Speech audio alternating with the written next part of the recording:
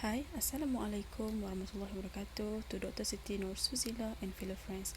I am Nurul Izzah Binti Kamarulzaman from EH22058. Today, I am going to do an experiment about fermenting food. I'm going to ferment a yeast into a dough.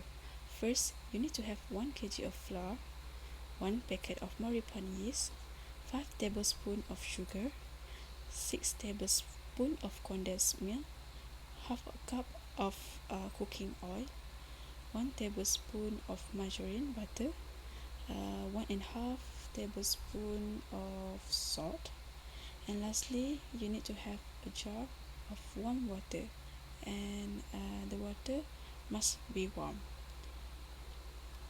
So this is the step for you to make the dough. First, you need to heat the pan and put the cooking oil and the margarine into the pan. Why I choose to make a dough? Because dough is one of the example for fermented food. So what you are going to learn is how the ingredient and the processes combine to turn a collection of basic ingredients into the dough. I am going to show you how to make a dough. First, put the flour into the mixing bowl. Then, put the mixtures of cooking oil and the margarine into the flour and stir it. Fermentation is the core to make a dough. It's how flour, water and yeast combine and transform into the dough. Fermentation itself is a process where larger molecules are broken into smaller molecules through anaerobic respiration.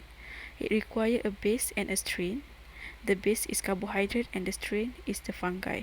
In this case, the flour will be the base and the yeast will be the strain. Next, pour a few water into the mixture and put the yeast into the water. You need to stir the yeast into the water to make it react with water to ferment the dough. It will turn a sticky mess of dough into a well-supported structure which looks and smells delicious. It starts with water, flour and yeast itself. After that, put other ingredients such as sugar into the mixture and make sure to put enough amount of water.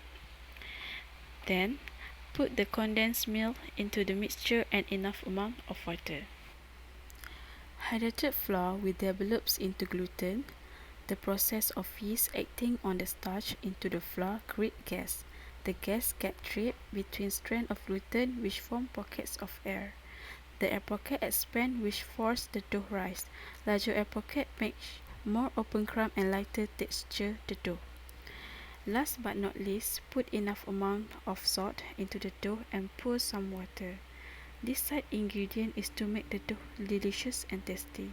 The major ingredient is the flour, water and the yeast. Lastly, knead the mixture until it becomes a dough. After the dough is done, make sure to let it for 30 minutes to 1 hour. This will show how the yeast react to the dough. Make sure to cover the dough. So this is the demo for unfermented dough, which is I don't put the yeast inside the dough. The procedure is still the same. After 30 minutes, we will see if the dough will rise up or not. Don't forget to knead the mixture until it becomes a dough. Let it for 30 minutes and make sure to cover the dough. This one I make into a few amount because I don't want to waste it later. So this is the result for fermented and unfermented yeast to form a dough.